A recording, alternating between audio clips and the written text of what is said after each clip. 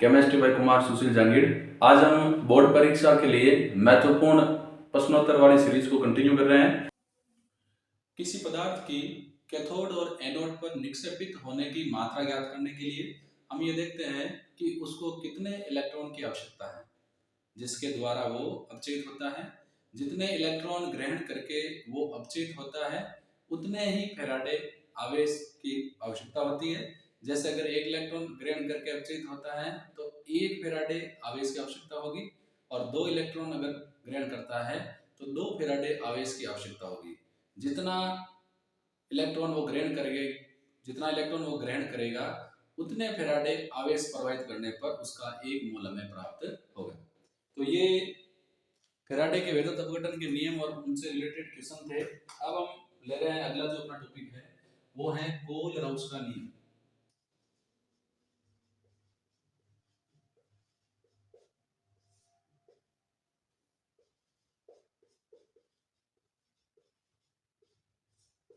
कल हमने बात की थी कि जो मोलर चालकता है वो किसी पदार्थ के एक मोल को घोलने पर प्राप्त आयनों की चालकता मोलर चालकता होती है।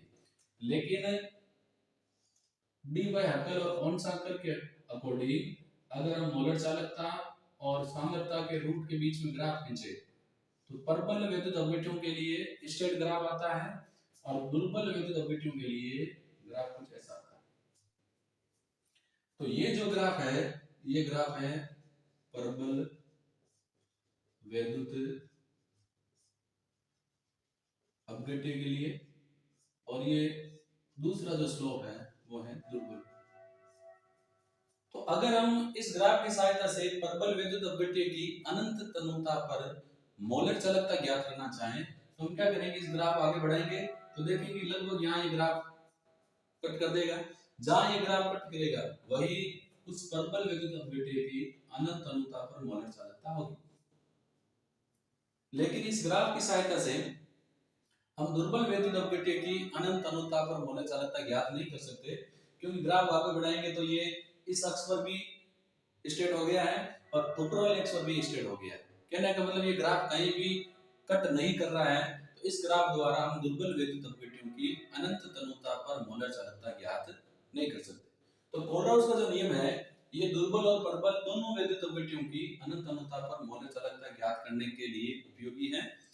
कोलराउस का नियम क्या कहता है, इस नियम के अनुसार किसी वैद्युत अपघट्य की अनंत तनुता पर मोलर चालकता उसके धनायन व ऋणायन की अनंत तनुता पर मोलर चालकता के योग के बराबर होती है। तो अगर कोई भी वैद्युत अपघट्य है उसकी अनंत तनुता पर जो मोलर चालकता होती है वो उसके धनायन की अनंत तनुता पर मोलर चालकता प्लस उसके ऋणायन की अनंत तनुता पर मोलर चालकता के योग के बराबर होता है। जैसे मान लो अगर हम सोडियम क्लोराइड की निकालना चाहें अनंत तनुता पर मोलर चालकता तो ये बराबर होगी Na की मोलर चालकता प्लस Cl माइनस की मोलर चालकता। ऐसे ही अगर हम MgCl2 की निकालना चाहें तो ये बराबर होगी अनंत तनुता पर मोलर आयनिक चालकता मैग्नीशियम की प्लस किसकी, क्लोरीन की। लेकिन क्लोरीन 2 है तो इसको 2 से गुणा कर लेंगे। अगर हम ऐसे ही Na2SO4 सोडियम सल्फेट की निकालना चाहें तो अनंत तनुता पर मोलर चालकता किसकी होगी, एक तो Na प्लस की, 2 Na 2 से गुणा करेंगे प्लस अनंत तनुता पर मोलर चालकता किसकी, SO4 माइनस की। कहने का मतलब है जितने भी आयन हैं उनकी मोलर चालकताओं को हम योग करेंगे। अगर एक प्रकार के आयनों की संख्या 2 है तो 2 से गुणा करेंगे, 3 है तो 3 से गुणा करेंगे। तो इससे रिलेटेड कई बार क्वेश्चन आए हुए हैं। अब हम क्वेश्चन को करने से पहले कोलराउस के नियम के अनुप्रयोग की बात करें तो इसका अनुप्रयोग यह है कि दुर्बल वैद्युत अपघट्य की अनंत तनुता पर मोलर चालकता लैम्डा m इनफाइनाइट ज्ञात करना। पहला ये हो गया किसी दुर्बल वैद्युत अपघट्य की अनंत तनुता पर मोलर चालकता ज्ञात करना। दूसरा है जल का आयनिक गुणनफल ज्ञात करना। तीसरा है वियोजन स्थिरांक ज्ञात करना और अल्प विलेय लवणों की विलेयता ज्ञात करना। तो अपने बोर्ड एग्जाम में अनंत अनुता पर मोलर चालकता से संबंधित क्वेश्चन आए हुए हैं, हम उन क्वेश्चन को करेंगे ताकि अपने ये क्लियर हो जाए।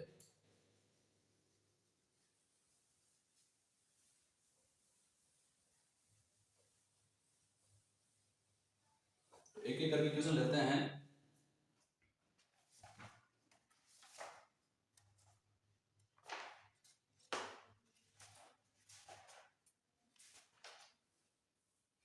पहला क्वेश्चन है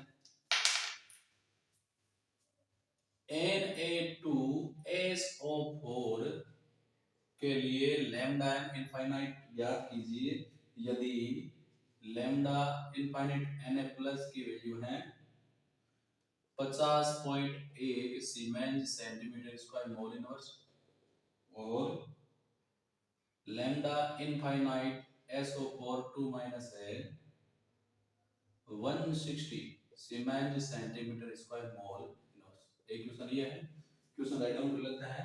दूसरा है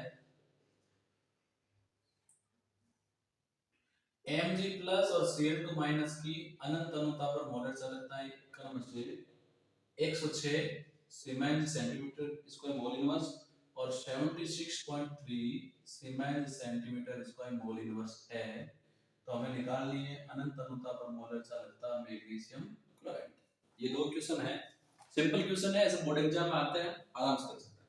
तो देखो हमें फॉर्मूले से पता है चल रहा है हमें Na2SO4 की निकालनी है, तो लैम्डा इनफाइनाइट जो Na2SO4 की है वो किसके बराबर होगी, लैम्डा इनफाइनाइट Na प्लस, क्योंकि Na दो है फॉर्मूला में, दो से गुणा करेंगे प्लस लैम्डा इनफाइनाइट किसकी SO4 2 minus, value put up कर देंगे।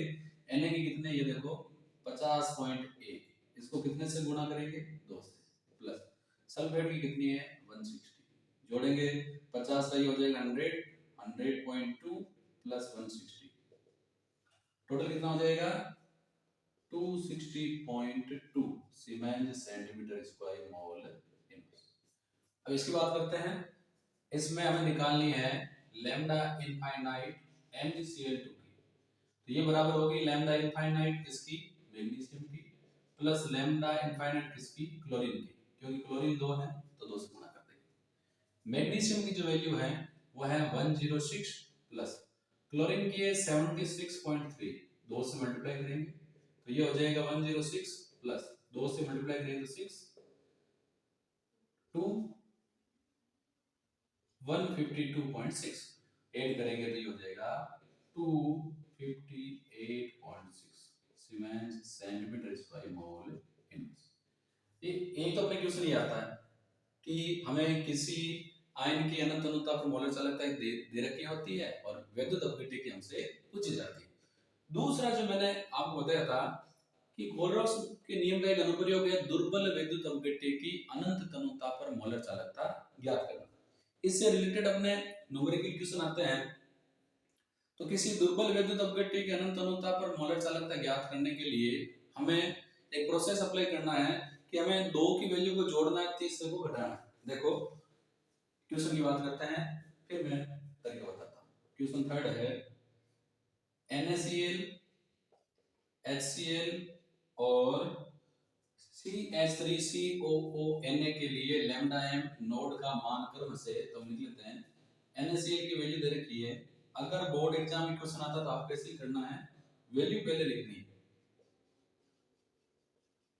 सोडियम क्लोराइड की दे रखी है 110, HCl की दे रखी है 100 और सोडियम एसीटेट की दे रखी है 390, सब की value siemens centimetre square mole inverse में है। क्वेश्चन कह रहा है CH3COOH की अनंत अनुता पर मोलर चालकता ज्ञात करनी। दूसरा क्वेश्चन है KCl HCl व पोटेशियम एसीटेट CH3COOK, इन दोनों तीनों की अनंत अनुता पर मोलर चालकता क्रम से 149.8, 425.9 और 114.4 siemens centimetre square mole inverse है। इसके लिए हमें ज्ञात करनी किसकी, इसमें हमें ज्ञात करनी है एसिटिक अम्ल की अनंत अनुता पर मोलर चालकता। तो मेरी बात को ध्यान से सुने, ऐसे क्वेश्चन आते हैं तो दो तरीके हैं अपने पास। एक तो हमें इन तीनों में से दो को जोड़ना है, एक को घटाना है कि हमें ये मिल जाए। तो देखो, अगर मैं CH3CONa और HCl को जोड़ूं, इन दोनों को जोड़ूंगा और NaCl को घटाऊंगा, बाकी क्या बचेगा? तो NaCl को घटाएंगे तो Na यहाँ से हट जाएगा, Cl को घटाएंगे तो Cl यहाँ से हट जाएगा, बचेगा क्या? H और CH3COON। एक तो तरीका ये है कि हमें ये मिलना चाहिए। दूसरा तरीका ये है, तो सिंपलेस्ट तरीका है कि जिनमें ये दोनों आयन मौजूद हैं उनको जोड़ लो और जिनमें नहीं उनको घटा लो। तो देखो, एक तो CH3CO में आयन है और इसमें H है, इसमें कोई आयन नहीं है। तो हम क्या करेंगे, CH3COONa प्लस किसकी वैल्यू ऐड करेंगे? HCl की, और घटाएंगे किसकी वैल्यू? NaCl की। सब अनंत अनुता पर दे रखी है। अब घटाएंगे तो Na से Na कैंसिल आउट हो जाएगा, Cl से Cl कैंसिल आउट हो जाएगा, बचेगा क्या? CH3COO और यहाँ से बचेगा H। देखो, सोडियम एसिड की वैल्यू है 390 प्लस HCl की 100 माइनस इसकी कितनी है? 110। अब 390 और 100 490 में से 110 निकालेंगे तो कितना हो जाएगा? 380 siemens centimetre square mole inverse. Same चीज यहाँ है, हमें एसिटिक अम्ल की अनंत अनुता पर मोलर चालकता ज्ञात करनी है। देखो, एक एसिटेट आयन इसमें है और एक हाइड्रोजन इसमें, इन दोनों को जोड़ेंगे और इसको घटाएंगे। तो अनंत अनुता पर मोलर चालकता किसकी? पोटेशियम एसिटेट की, माइनस प्लस अनंत अनुता पर मोलर चालकता किसकी? HCl की, माइनस अनंत अनुता पर मोलर चालकता किसकी? KCl। कहना का मतलब है, जिसका मैं पूछ रखा है वो आयन जिनमें मौजूद है उन दोनों को जोड़ना है, तीसरे को घटाना है। तो पोटेशियम एसिटेट की है 114.4 प्लस HCl की है 425.9 माइनस KCl की है 149.8। इनको ऐड कर लेते हैं, 9 और 4 13, 5 4 9 10, 2 1 3 4 4 1 5 540 और 540.3 में से 149.8 घटाएंगे तो अगर इनमें से 8 गए 5, 9 बच गए, यहाँ 9 और 9 0, यहाँ बच गए 3 में से 4 गए 9, यहाँ बच गए 4 में से 3 गए, सॉरी 4 यहाँ बच गए 4 में से 1 गया 3, तो ये हो गया 390.5 सीमेंस सेंटीमीटर स्क्वायर मोल। ये देखो, 3 में से 8 जाएंगे 5 बचेगा, इधर हो जाएंगे 9 में से 9 0, फिर 4 का ये 3 हो जाएगा, 3 में से 4 गए 9 और ये बच गया 4 में से 1 गया 390.5 siemens centimetre square mole inverse. तो ऐसे अगर क्वेश्चन आए तो हमें ये ध्यान रखना है कि दो को घटाना सॉरी जोड़ना है, जिसमें जिसका पूछा हुआ है वो आयन जिनमें मौजूद है उनको जोड़ना है और तीसरे को घटाना है। या तो ऐसे कर लेना है या फिर दो को जोड़ के तीसरे से घटाओ कि हमें जो पूछा गया है वो प्राप्त हो जाए।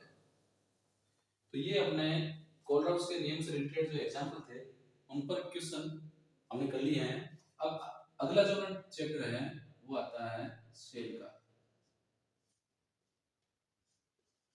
सेल या बैटरी। हम विद्युत रासायनिक सेल के बारे में पढ़ेंगे। तो वह युक्ति जो विद्युत ऊर्जा को रासायनिक ऊर्जा में या रासायनिक ऊर्जा को विद्युत ऊर्जा में बदल दे सेल कहलाती है, और दो या दो से अधिक सेलों का संयोजन बैटरी कहलाती है। बैटरियां जो है या सेल है ये दो प्रकार के होते हैं, प्राथमिक सेल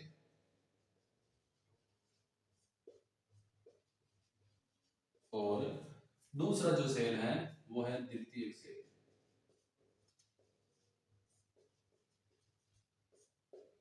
प्राथमिक सेल वह सेल है जिनमें धारा का प्रवाह एक ही दिशा में होता है। इनको जैसे जैसे उपयोग करते जाएंगे धारा बहती जाएगी, लेकिन एक बार इनका उपयोग ले लिया जाए तो पुनः इनको चार्ज नहीं किया जा सकता। तो वे सेल जिनमें धारा का प्रवाह एक ही दिशा में होता है और जिनको पुनः चार्ज करके उपयोग में नहीं लिया जा सकता प्राथमिक सेल कहलाते हैं। प्राथमिक सेल में जो अपना पहला सेल है वो है पेंसिल सेल या शुष्क सेल।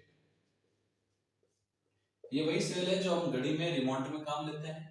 इस सेल में क्या क्या होता है? इस सेल में होता है एनोड, एनोड होता है जिंक का, फिर होता है इस सेल में कैथोड, कैथोड होता है ग्रेफाइट का यानी कार्बन का। विद्युत अपघट्य के रूप में इसमें काम में लेते हैं अमोनियम क्लोराइड और साथ में लेते हैं जिंक क्लोराइड का पेस्ट। अगर हम इस सेल के डायग्राम की बात करें तो इसमें कार्बन की छड़ होती है। इस छड़ में चारों तरफ एक और आवरण होता है, चलिए इसको ढंग से बना लेते हैं। ये कुछ ऐसा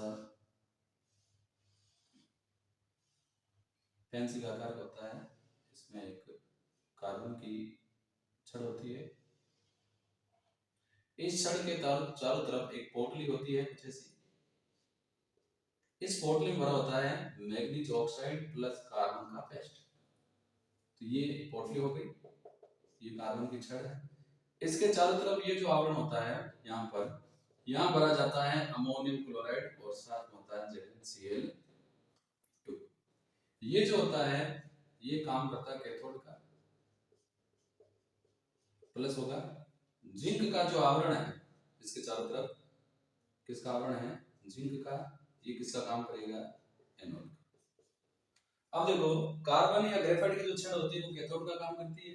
इस छड़ के चारों तरफ मैग्नीज ऑक्साइड और कार्बन का पेस्ट होता है। इसके चारों तरफ एक पोटली होती है जिसमें अमोनियम क्लोराइड और जिंक क्लोराइड भरा होता है। जिंक का जो आवरण है जस्ते का, वो एनोड का काम करता है। अब इस सेल में रिएक्शन कैसे होती है तो बात करते हैं एनोड पर। एनोड पर हमेशा ऑक्सीकरण होता है, जिंक का है, सॉलिड है। ये क्या करेगा? इलेक्ट्रॉन त्याग देगा, बना लेगा +2 एक्वस। कितने इलेक्ट्रॉन त्याग देगा? 2। दूसरी रिएक्शन होगी कैथोड पर। कैथोड होगा अमोनियम क्लोराइड। कैथोड पर जो ये देखो चारों तरफ क्या है? मैग्नीज ऑक्साइड और क्या है? Ammonium chloride. ये सारे मिलकर अमोनियम क्लोराइड से कौन पार्टिसिपेट करेगा? NH4+ और ये मैग्नीज ऑक्साइड MnO2। ये क्या करेंगे? इलेक्ट्रॉन ग्रेड करेंगे। इलेक्ट्रॉन ग्रेड करेंगे, जो अमोनियम है ये बना लेंगे अमोनिया गैस, प्लस ये MnO2 है इसका होगा अपचयन, तो बना लेगा Mn2O3 प्लस हाइड्रोजन और ऑक्सीजन मिलकर बना लेंगे H2O। अब देखो यहाँ मैग्नीज है, इसकी ऑक्सीजन अवस्था है X+, एक ऑक्सीजन का -1 तो 2 का -4, टोटल 0, तो X बराबर हो जाएगा +4। लेकिन यहाँ 2 मैग्नीज का 2X, एक ऑक्सीजन का -2 तो 3 का -6, टोटल 0, 2X बराबर हो जाएगा +6, X बराबर हो जाएगा +3। +4 से +3 गया, अब चेंज हुआ। अब देखो बैलेंस करने के लिए यहाँ 2 मैग्नीज है, 2। अब देखो हाइड्रोजन कितने? 3 2 5। हाइड्रोजन देखो कितने हैं? 4। तो इसको मैं 2 से गुणा करना पड़ेगा, इसको 2 से गुणा करना पड़ेगा। अब +2 हो गए तो इलेक्ट्रॉन भी कितने करना पड़ेगा? 2। अब देखो नाइट्रोजन 2, नाइट्रोजन 2, हाइड्रोजन 8, 6 यहाँ 2 यहाँ 8, ऑक्सीजन 3 1 4, ऑक्सीजन 4। अब इन दोनों को जब हम जोड़ेंगे तो ये 2 इलेक्ट्रॉन आपस में कट हो जाएंगे और हमें क्या मिल जाएगी? संपूर्ण सेल अभिक्रिया। तो प्राथमिक जो पहला सेल है शुष्क सेल, इसमें एनोड जिंक का होता है और कैथोड किसका होता है? कार्बन की छड़ का या ग्रेफाइट का। अब यहाँ ध्यान देने वाली बात है कि इस सेल से जो ये अमोनिया गैस बनती है, तो जब सेल को उपयोग में नहीं मिले तो ये जो अमोनियम है ये क्या करता है? धीरे धीरे सेल में छिद्र कर देता है, परिणाम स्वरूप सेल लीकेज होने लग जाता है। इसीलिए क्या करते हैं? सेल को लीकेज होने से बचाने के लिए सेल के चारों तरफ धातु का आवरण चढ़ा देते हैं। अब सेल लीकेज नहीं होगा तो इस सेल को हम बोलेंगे लीक प्रूफ सेल। ध्यान देंगे ये जो अमोनियम क्लोराइड है इसकी अम्लीय प्रकृति होती है, परिणाम स्वरूप जब सेल को उपयोग में नहीं भी ले रहे हैं तो ये धीरे धीरे सेल को संचालित करता है, सेल में छिद्र हो जाते हैं, परिणाम स्वरूप सेल उपयोग लेने योग्य नहीं होता। इसीलिए सेल को सुरक्षित रखने के लिए इसके चारों तरफ धातु का आवरण चढ़ाते हैं। अब सेल में लीकेज नहीं होगा, ऐसे सेल को हम बोलते हैं लीक प्रूफ सेल। तो ये तो हो गया प्राथमिक सेल का एक उदाहरण शुष्क सेल। दूसरा जो प्राथमिक सेल है उसका उदाहरण है मरकरी सेल। इस मरकरी सेल को मरकरी सेल भी बोलते हैं और इसको बटन सेल भी बोलते हैं। इसका उपयोग घड़ी, कैलकुलेटर और खिलौनों में किया जाता है। बहुत छोटा सा बटन के आकार का सेल होता है जो हम काम में लेते हैं। मरकरी सेल जो होता है इसमें जो एनोड होता है जिंक का होता है, कैथोड जो होता है वो होता है मरकरी ऑक्साइड का, और वैद्युत अपघट्य के रूप में पोटेशियम हाइड्रोक्साइड का उपयोग किया जाता है। अगर इसकी रिएक्शन की बात करें तो एनोड पर क्या होगा, एनोड पर जिंक है, तो जिंक क्या करेगा, जो पोटेशियम हाइड्रोक्साइड का आयन है इसमें से हाइड्रोक्साइड आयन से क्रिया करेगा और बना लेगा जिंक ऑक्साइड, और साथ में कौन बना लेगा H2O। जिंक यहाँ 0 था, यहाँ +2 में चला गया, बैलेंस करने के लिए इसको 2 से गुणा करते हैं। चलो यहाँ देख लेते हैं, इसको हम सीधा 2 से गुणा करते हैं, ऑक्सीजन 2, ऑक्सीजन 1 और 2, हाइड्रोजन 2, हाइड्रोजन 2। इस तरफ -2 आवेश है तो यहाँ कितने इलेक्ट्रॉन जोड़ देंगे, 2। फिर जो रिएक्शन होगी कैथोड पर, कैथोड पर हमेशा क्या होता है अपचयन, यहाँ काम आएगा मरकरी का ऑक्साइड। ये मरकरी का जो ऑक्साइड है वाटर लेगा, और वाटर लेके मरकरी जो ऑक्साइड है ये बदल जाएगा मरकरी धातु। यहाँ मरकरी +2 में था, यहाँ 0 में चला गया, अपचयन हुआ, प्लस ये ऑक्सीजन और ये जल अणु मिलकर बना लेंगे हाइड्रोक्साइड, कितने, 2। अब यहाँ 2 माइनस है तो यहाँ कितने इलेक्ट्रॉन जोड़ देंगे, 2। जब इसको जोड़ेंगे तो 2 इलेक्ट्रॉन से 2 इलेक्ट्रॉन कट जाएंगे, बचेगा क्या, Zn प्लस, ये 2 OH से 2 H कट जाएंगे तो Zn प्लस HgO, ये H2 से H2 भी कट जाएगा, बचेगा क्या, ZnO प्लस Hg। ये मरकरी सेल की संपूर्ण सेल अभिक्रिया है। तो मरकरी सेल में अगर रिएक्शंस को देखें तो पहली रिएक्शन और दूसरी रिएक्शन अगर ध्यान दें तो उल्टी है, इसमें OH जोड़ रहे हैं, इसमें OH बन रहा है, इसमें H2O जोड़ रहे हैं, इसमें H2O बन रहा है। तो ये अपने दो प्राथमिक सेल थे, शुष्क सेल और दूसरा मरकरी सेल। अब हम आते हैं द्वितीयक सेल पर।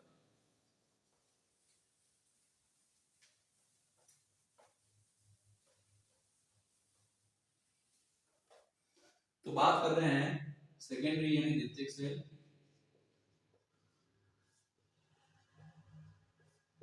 तो द्वितीयक सेल क्या होता है, वह सेल जिनमें धारा का प्रवाह दोनों दिशाओं में होता है, अर्थात जो उत्क्रमणीय होते हैं। इन सेल को एक बार उपयोग में लेने के बाद पुनः चार्ज करके हमें इसका उपयोग कर सकते हैं।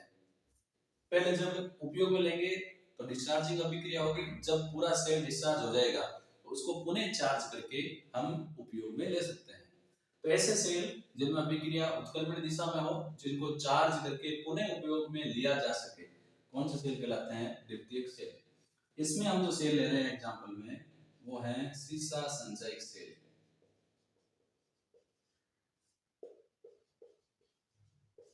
अब इस सेल में क्या होगा, इस सेल में होता है एनोड।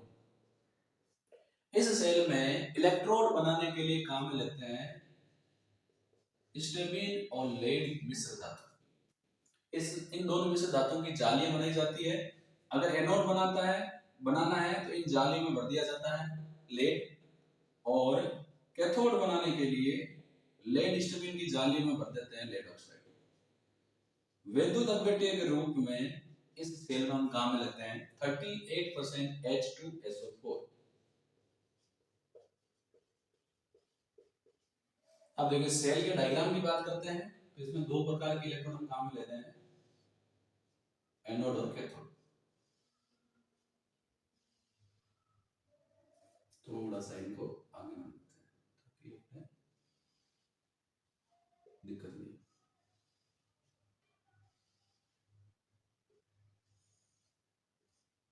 इनको अलग दिखा देते हैं।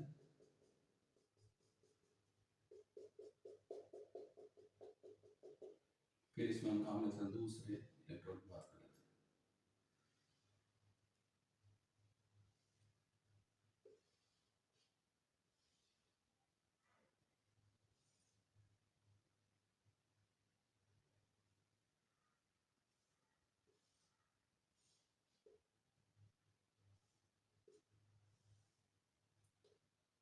कि हमने ले लिया दूसरे प्रकार के इलेक्ट्रोड, इनको हम भर देते हैं एक, ये जालियां हैं,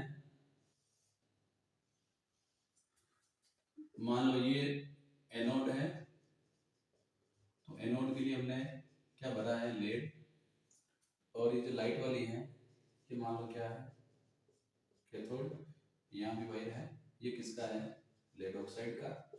इनको डुबोया जाता है विद्युत अपघट्य के विलयन में। ये है H2SO4, कितना परसेंटेज है 38%। अब ये तो होगी सेल की बात। जब इस सेल को हम उपयोग में लेते हैं तो जो अभिक्रिया होती है उसको हम बोलते हैं डिस्चार्जिंग अभिक्रिया।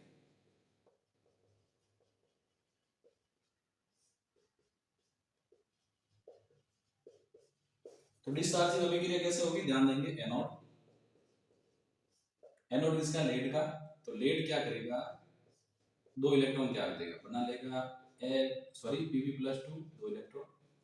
ये जो Pb+2 बना है ये H2SO4 में सल्फेट आयन है, इनसे रिएक्शन कर लेगा और बना लेगा PbSO4। अब अगर इन दोनों रिएक्शंस को हम जोड़े हैं तो मैं जैसे मान लो अगर इसकी बात करें पीबी से पीबी से कर सकता है।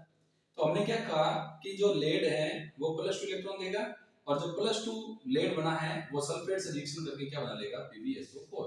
तो एनोड रिएक्शन होगी। दूसरा है कैथोड। तो कैथोड किसका है, लेड ऑक्साइड का।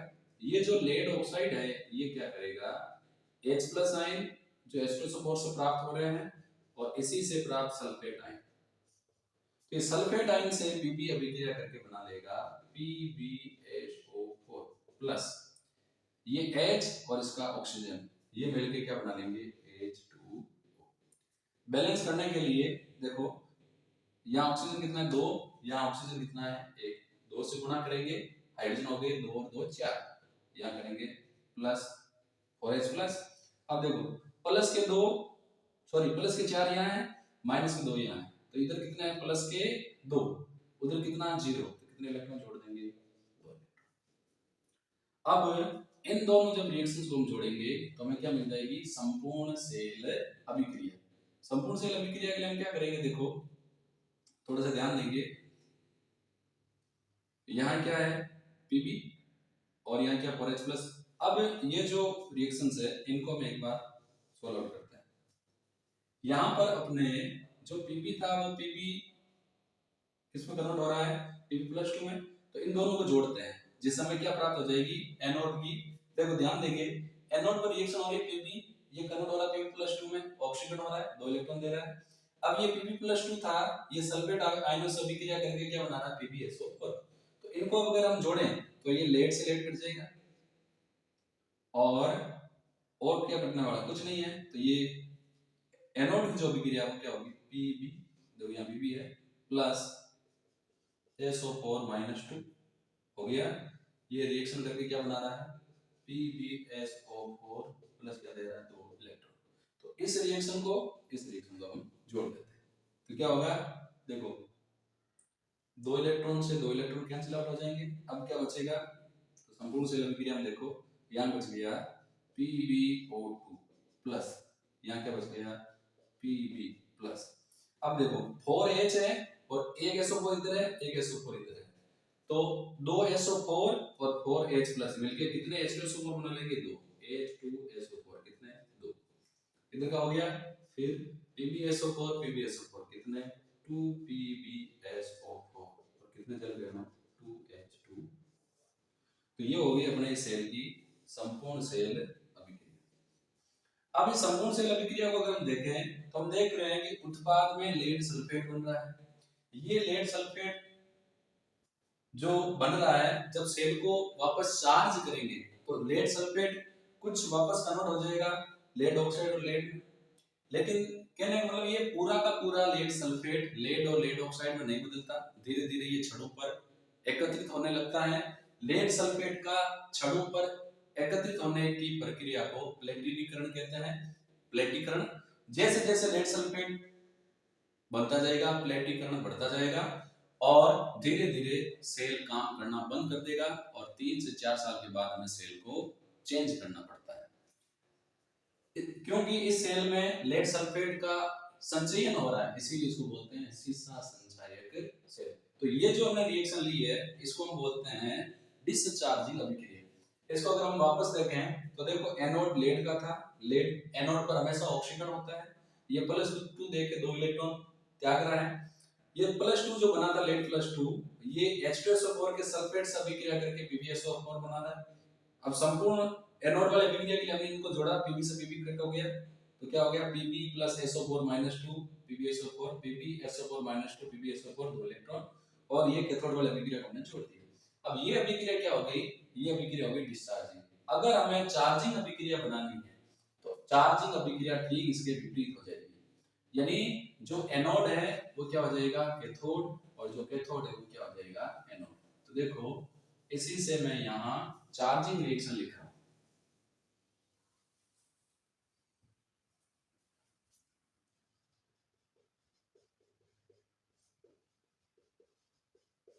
देखो यहाँ क्या था कैथोड, तो कैथोड को मैं क्या बना दूंगा एनोड। अब देखो कैथोड मैंने एनोड बनाया तो अभिक्रिया पूरी उल्टी होगी। उत्पाद क्या है PbSO4 + 2H2O, तो कैथोड बन गया एनोड, उत्पाद बन गया अभिकारक, और जो अभिकारक है ये क्या बन जाएगा उत्पाद, क्या है PbO2 + 4H + SO4 - 2, और साथ में है 2 इलेक्ट्रॉन। ये हो गई अभिक्रिया एनोड की। दूसरी अभिक्रिया होगी कैथोड की। कैथोड कौन होगा इस अभिक्रिया का एनोड, एनोड में क्या हो रहा है देखो PbSO4, तो पहले उत्पाद को लिखो अभिकारक के रूप में PbSO4 प्लस क्या है 2 इलेक्ट्रॉन, इधर क्या है Pb + SO4 - 2। ये होगी डिस्चार्जिंग सॉरी चार्जिंग अभिक्रिया। जब हम सेल को पुनः चार्ज करेंगे इन दोनों को जोड़कर हम ओवरऑल रिएक्शन प्राप्त कर सकते हैं। तो रिएक्शन देखने में थोड़ी हार्ड सी लग रही है, एक बार आप वीडियो को यही पॉज करके पुनः अपनी रफ कॉपी में एनोड और कैथोड पर होने वाले अभिक्रिया लिखिए। अगर कोई इश्यू आ रहा है तो पुनः वीडियो को देख के समझने की कोशिश करें, मेरे हिसाब से आपको इजीली समझ में आ जाएगी। केवल हम बड़ी रिएक्शन देखें कि ये कैसे हो रहा है डरना नहीं है, एक बार अगर हमने सेल्फ रफ कॉपी में कर लिया तो हमें कॉन्फिडेंस आ जाएगा। तो यहाँ पर अपने प्राथमिक और द्वितीयक सेल पूरे होते हैं। इनसे रिलेटेड जो क्वेश्चन है वो मैं एक बार आपके सामने कर देता हूँ ताकि हमें समझ में आ जाएगा इससे रिलेटेड क्या क्वेश्चन आएगा। तो इनसे रिलेटेड अगर क्वेश्चन की बात करें तो एक अपने क्वेश्चन आया हुआ है, शुष्क सेल का नामांकित चित्र बनाते हुए इसके इलेक्ट्रोडों पर अभिक्रियाएं होती है वो लिखिए। और दूसरा है इन्वर्टर व वाहनों में प्रयुक्त होने वाली बैटरी का संक्षिप्त वर्णन कर एनोड और कैथोड पर होने वाली अभिक्रियाओं के समीकरण दीजिए। तो ये जो द्वितीयक सेल है सीसा संचयक सेल, लेड स्टोरेज सेल, इसका उपयोग अपने जो गाड़ियां होती है बाइक उसमें सेल्फ स्टार्ट में जो बैटरी आती है वो है। तो जितनी भी गाड़ियां होती है चाहे वो 2 व्हीलर हो 4 व्हीलर हो उनमें जो भी बैटरी यूज में आती है वो सारी की सारी क्या है सीसा संचयक सेल। अब हम अगले सेल की बात कर रहे हैं, वो स्पेशल प्रकार का सेल है जिसका नाम है फ्यूल सेल, ईंधन सेल। तो हम नाम से ही परिभाषा निकाल सकते हैं ईंधन क्या होता है। सिंपल भाषा में कहते हैं ईंधन वो होता है जो हमें जलकर क्या देता है ऊष्मा। तो यहाँ ऊष्मा की जगह हम सेल है तो हमें क्या चाहिए विद्युत ऊर्जा। तो वह सेल जो ईंधन की दहन ऊर्जा को विद्युत ऊर्जा में बदलता है उसको हम क्या कहेंगे ईंधन सेल। अब जो ईंधन सेल होता है इसमें एनोड होता है हाइड्रोजन का, कैथोड होता है ऑक्सीजन का, और वैद्युत अपघट्य के रूप में पोटेशियम हाइड्रोक्साइड का उपयोग करते हैं। अब इसमें जो इलेक्ट्रोड किसके बने होते हैं ये सवाल आता है। तो इसमें इलेक्ट्रोड संरंध्रित छिद्र युक्त टाइटेनियम के या ग्रेफाइट के बने होते हैं। सेल के डायग्राम की अगर बात करें तो हम डायग्राम बना लेते हैं इसका, कुछ ऐसा एक डायग्राम बनता है इसका।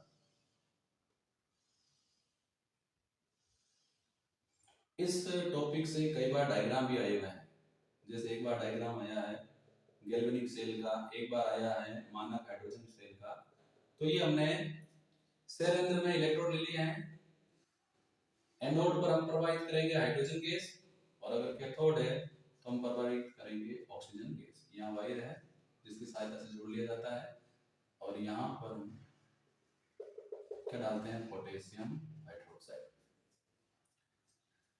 और जो बनने वाला जल है वो यहाँ से निकलने के लिए सिस्टम होता है। अब ये जो है ये क्या है, एनोड, ये क्या है, कैथोड, और वैद्युत अपघट्य के रूप में हमने काम लिया है पोटेशियम हाइड्रोक्साइड। अब क्या होगा, जब रिएक्शन होगी तो क्या होगा, रिएक्शन जैसे हम बात करें एनोड की, एनोड पर हमेशा ऑक्सीकरण होता है, एनोड है हाइड्रोजन का, इसका ऑक्सीकरण होकर ये क्या बना देगा, H+। H+ का सोर्स क्या है, तो ये H+ हाइड्रोक्साइड जो OH वाला है इनसे रिएक्शन करके क्या बना लेगा, H2O। रिएक्शन को बैलेंस करने के लिए इस साइड हम जोड़ देते हैं ऑक्सीजन के बराबर हाइड्रोक्साइड OH। बैलेंस करने के लिए इसको 2 से गुणा करते हैं और इसको गुणा करते हैं 2 से, तो कितने H+ हो गए, 2 और 2 4 हाइड्रोजन, 2 और 2 4 हाइड्रोजन, 2 ऑक्सीजन, 2 ऑक्सीजन।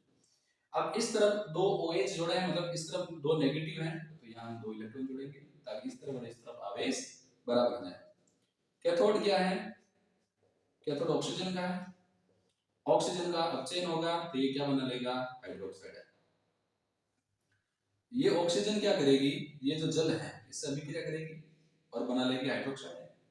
अब इसको बैलेंस करने के लिए हम क्या कर सकते हैं, देखो यहाँ पर 2 कर सकते हैं, 2 करेंगे तो बात नहीं बैठेगी, 3 करेंगे तो भी नहीं बैठेगी, तो कितना करना पड़ेगा, 4। तो ये 4 है, 4 H+ हो गए, तो इसको कितने से गुणा कर दो, 2 से। तो देखो ऑक्सीजन 4, 2 और 2 4 ऑक्सीजन, 4 हाइड्रोजन, 4 हाइड्रोजन। अब यहाँ 4 नेगेटिव चार्ज है तो हमें 4 इलेक्ट्रॉन यहाँ जोड़ने पड़ेंगे। तो ये हो गई एनोड की रिएक्शन, ये हो गई कैथोड की। अब हाइड्रोक्साइड इसलिए जोड़ रहे हैं क्योंकि अभिक्रिया क्षारीय माध्यम में होती है, अम्लीय माध्यम में होती है तो H+ जोड़ते हैं। अब देखो यहाँ कितने इलेक्ट्रॉन हैं, 2, यहाँ कितने इलेक्ट्रॉन हैं, 4। इलेक्ट्रॉन बराबर होने चाहिए इसलिए इसको कितने से गुणा करेंगे, 2 से। 2 से गुणा करते ही ये इलेक्ट्रॉन कितने हो जाएंगे, 4, H2O कितना हो जाएगा, 4, ये H2 कितना हो जाएगा, 2, और हाइड्रोक्साइड कितना हो जाएंगे, 4। ये मैटर है, तो हमने इसको 2 से गुणा कर लिया। अब जोड़ लेंगे, तो जोड़ेंगे, देखो ये 2 H2O, ये 4 H2, ये 4 OH, ये 4 OH कट गए, ये 4 इलेक्ट्रॉन, ये 4 इलेक्ट्रॉन, बचा क्या, 2H2 प्लस ये क्या बच गया, O2 रिएक्शन। देखो 2 जल के अणु थे, 4 थे, बचे कितने, 2, 2H2। हाइड्रोजन ऑक्सीजन अभिक्रिया करके क्या बना है, 2H2O। ये ईंधन सेल की संपूर्ण सेल अभिक्रिया है। इस सेल का उपयोग सबसे पहले अपोलो अंतरिक्ष अभियान में विद्युत ऊर्जा के रूप में किया गया था, और ये जो जल बना है इस जल का उपयोग अंतरिक्ष यात्रियों ने संघनन करके पीने के पानी के रूप में उपयोग में लिया। अब ईंधन सेल में ईंधन के रूप में एक तो हम काम ले सकते हैं हाइड्रोजन ऑक्सीजन, इसके अलावा और ईंधन के रूप में हम काम में ले सकते हैं मेथेन, एथेन, प्रोपेन। सेकंड चीज, ये जो सेल है ये सेल 2 काम करता है, एक तो विद्युत ऊर्जा प्रदान करता है और जो पानी बनता है उसका उपयोग भी पीने के पानी के रूप में अंतरिक्ष यात्री करते हैं। अब एक सवाल आता है कि जो ये ईंधन सेल है ये अन्य सेलों से श्रेष्ठ है। एक सवाल ये भी बनता है कि ईंधन सेल अन्य सेलों से श्रेष्ठ है क्योंकि एक तो इसकी जो दक्षता है, इसके द्वारा जो परसेंटेज ऑफ एनर्जी है वो अन्य सेलों से अधिक दी जाती है, और इससे प्रदूषण भी कम होता है। तो ये क्वेश्चन एक बार आया भी है, ईंधन सेल अन्य सेलों से अधिक श्रेष्ठ क्यों है, तो इसकी जो एनर्जी परसेंटेज है देन समताधिक है और इससे प्रदूषण भी नहीं होता। एक बार सवाल आया हुआ है, हाइड्रोजन ऑक्सीजन का उपयोग करने वाले ईंधन सेल का स्वच्छ व नामांकित चित्र बनाइए, इसमें इलेक्ट्रोडों पर होने वाली अभिक्रिया लिखते हुए इसका एक उपयोग लिखिए। तो मैंने बताया था इसका उपयोग अपोलो अंतरिक्ष यान में विद्युत ऊर्जा या दूरदर्शन जो प्रसार केंद्र है उनमें भी इसका उपयोग ऊर्जा प्राप्ति के लिए किया जाता है। कम सुनाई देने वाले व्यक्तियों के श्रवण यंत्र में किस सेल का उपयोग होता है, तो वो होता है अपने मरकरी सेल, जिसको बटन सेल भी बोलते हैं। तो अब जो ये जो टॉपिक है इसमें जो चैप्टर है अपना, इसमें एक आध और टॉपिक बच जाता है। एक होती है गिब्स मुक्त ऊर्जा और सेल के सेल विभव में संबंध वाली समीकरण। तो गिब्स मुक्त ऊर्जा जो होती है, मानक गिब्स ऊर्जा, ये बराबर होती है -NFE नोड से। ये है मानक गिब्स ऊर्जा परिवर्तन, और ई नोड सेल है मानक सेल विभव। ये गिब्स मुक्त ऊर्जा और शेल विभव के मध्य संबंध को बताती है। वैसे अगर इसको हम कोरिलेट करना चाहें तो इसको कार्य से कोरिलेट करते हैं। वह सेल अधिकतम कार्य करता है जो उत्क्रमणीय रूप से कार्य करता है, अर्थात ऐसा सेल जिसमें धारा का प्रवाह दोनों दिशाओं में होता है वह सेल अधिकतम कार्य करता है। और सेल द्वारा किया गया अधिकतम कार्य कुल आवेश और सेल के विद्युतवाहक बल के गुणनफल के बराबर होता है। और सेल द्वारा किया गया जो कार्य है, यह नेगेटिव नहीं आएगा, सेल द्वारा जो किया गया अधिकतम कार्य है वो गिब्स मुक्त ऊर्जा में कमी के बराबर होता है। तो इसकी जगह हम ये भी लिख सकते हैं माइनस डेल्टा जी बराबर N F E cell, negative यहाँ से हटाने के लिए यहाँ जाएगा। और अगर ये मानक गिब्स ऊर्जा है तो सेल का विभव क्या होगा, मानक सेल विभव। तो ये इक्वेशन गिब्स मुक्त ऊर्जा और सेल विभव में हमें संबंध बताती है। अब हम ये चैप्टर नंबर जो 3 है इसका लास्ट टॉपिक ले रहे हैं, वो है संचारण।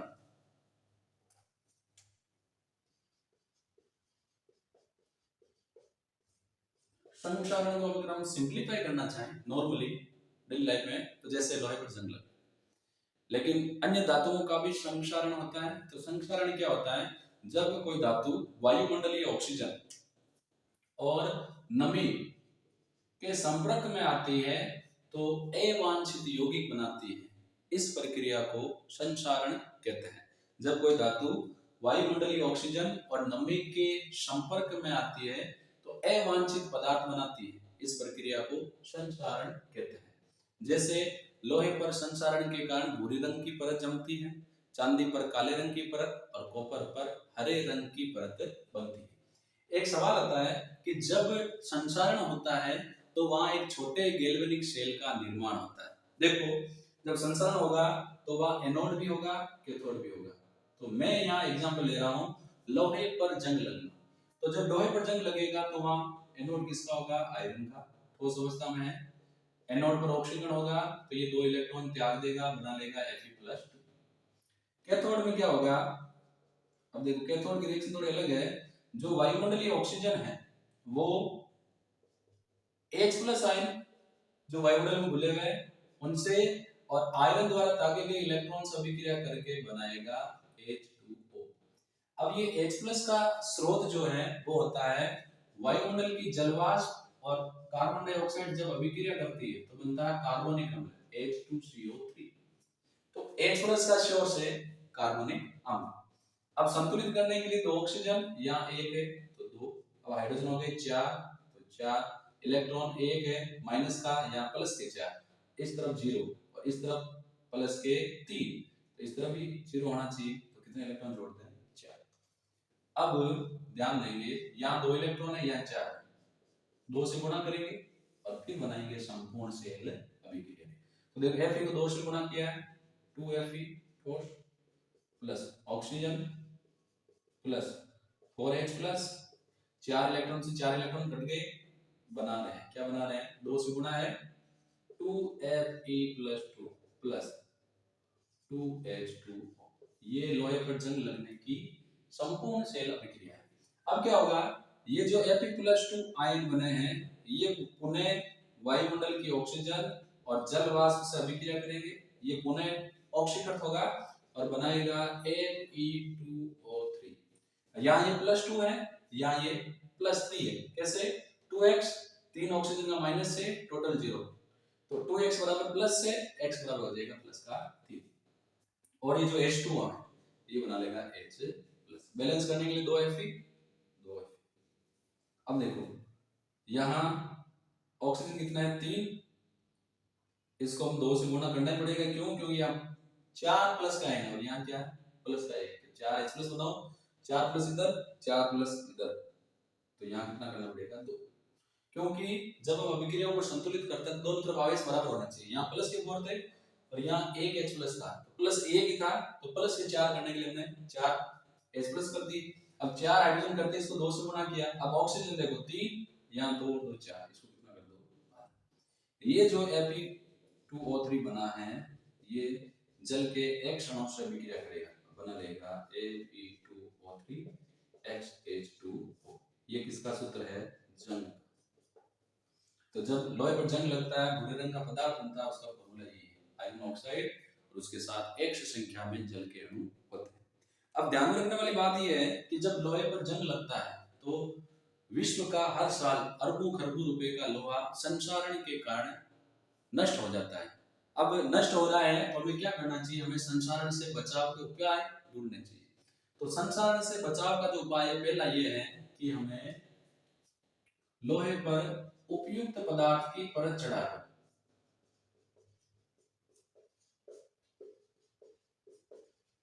तो संचारण का पहला बचने का उपाय है, संचारण से सुरक्षा का उपाय में पहला है उपयुक्त पदार्थ की परत चढ़ाकर। जैसे लोहे पर तेल चढ़ा सकते हैं, ग्रीस लगा सकते हैं या पेंट कर। दूसरा क्या है? गैल्वेनीकरण। लोहे पर जिंक की परत चढ़ाने की प्रक्रिया को गैल्वेनीकरण कहते हैं। इसमें लोहे के जो पदार्थ है इसको चारों तरफ हम जिंक का आवरण चढ़ा देते हैं। जब वायुमंडलीय ऑक्सीजन और जल वाष्प जिंक के आवरण वाले लोहे के संपर्क में आती है तो जिंक लोहे से अधिक क्रियाशील होने के कारण लोहे से पहले इलेक्ट्रॉन त्याग देती है और लोहे की जंग से या संचारण से सुरक्षा करती है। थर्ड है बलिदानी सुरक्षा या कैथोडिक सुरक्षा। ये प्रक्रिया तब काम में ली जाती है जब हम भूमिगत पाइप, बड़े ब्रिज जिनमें जो हमेशा पानी में डूबे रहते हैं, भूमिगत पाइप या जहाजों या टैंकों की सुरक्षा के लिए कैथोडिक सुरक्षा काम में लेते हैं। इसमें क्या करते हैं? लोहे के जो पाइप है उसको वायर की सहायता से अधिक क्रियाशील धातु से जोड़ दिया जाता है, जैसे मैग्नीशियम। अधिक क्रियाशील धातु एनोड का काम करेगी और लोहा कम क्रियाशील होने के कारण कैथोड का काम करेगा। अब अगर इस लोहे के संपर्क में वायुमंडल की ऑक्सीजन और जल वाष्प आएगी तो मैग्नीशियम अधिक क्रियाशील होने के कारण पहले इलेक्ट्रॉन त्याग कर लोहे की संचारण से सुरक्षा करेगा। इसको हम कैथोडिक सुरक्षा या बलिदानी सुरक्षा भी कहते हैं। इसके अलावा कई आजकल ऐसे रसायन भी आते हैं जिनका अगर लोहे के ऊपर कलर कर दिया जाए तो जंग से वो सुरक्षा करते हैं, जैसे सोडियम फॉस्फेट का विलयन। तो ये कुछ चैप्टर के महत्वपूर्ण जो टॉपिक थे वो मैंने करवा दिए। अब देखो एक क्वेश्चन आया हुआ है, लोहे धातु के संचारण को रोकने के लिए उत्सर्ग इलेक्ट्रोड हेतु प्रयुक्त धातु का नाम लिखिए। तो कौन सी धातु का नाम ले सकते हैं? जिंक या मैग्नीज। ये संचारण को किस प्रकार रोकता है? जिंक और मैग्नीशियम लोहे से अधिक क्रियाशील होने के कारण लोहे से पहले इलेक्ट्रॉन त्याग कर लोहे की संचारण से सुरक्षा करते हैं। ये हमने ले लिया है। संचारण किसे कहते हैं? हमने कहा था धातु का वायु की नमी और जल वाष्प के संपर्क में आकर अवांछित यौगिकों में बदलना संचारण कहलाता है। सुरक्षा का उपाय तो धातु की सतह को पेंट करके और उपयुक्त धातु की परत चढ़ाकर, जैसे गैल्वेनीकरण। एक बार सवाल आया हुआ है, स्पष्ट कीजिए कि लोहे पर जंग लगना एक विद्युत रासायनिक प्रक्रिया है। तो उसके लिए हमें ये पूरा करके बताना पड़ेगा कि जब लोहे पर संचारण होता है तो वहां एक छोटे गैल्वेनिक सेल का निर्माण होता है। लोहे पर जंग की संपूर्ण सेल अभिक्रिया में कंसीडर कर चुके हैं। ईंधन सेल में हाइड्रोजन व ऑक्सीजन के अतिरिक्त किन यौगिकों का उपयोग ईंधन के रूप में कर सकते हैं? मेथेन, एथेन और प्रोपेन। लोहे की कैथोडिक सुरक्षा हेतु उपयोग में ली जाने वाली दो धातुएं जिंक या मैग्नीशियम।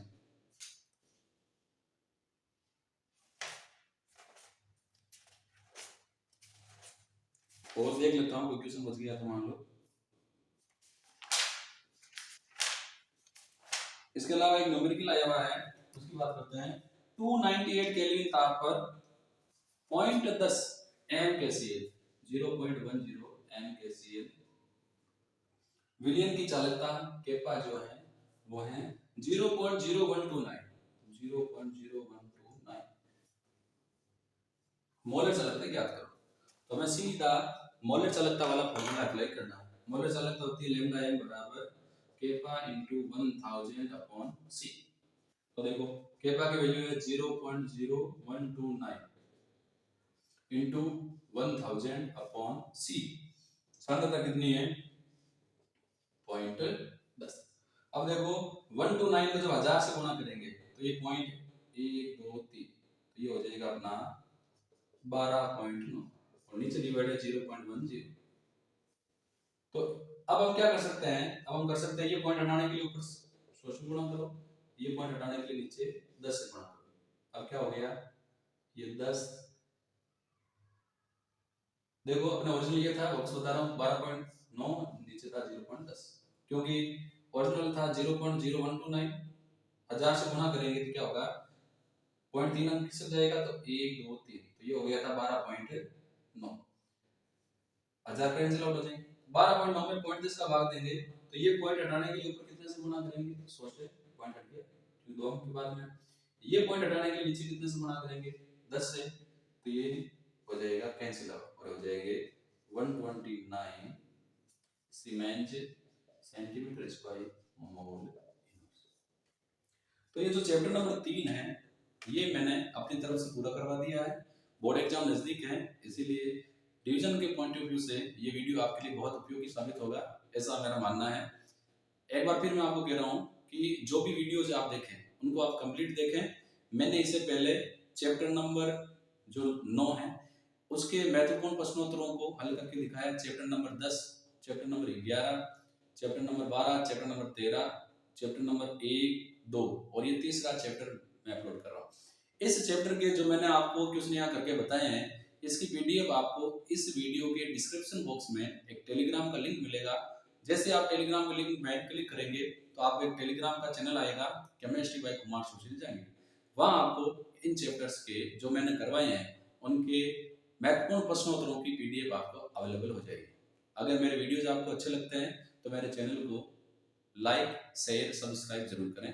धन्यवाद।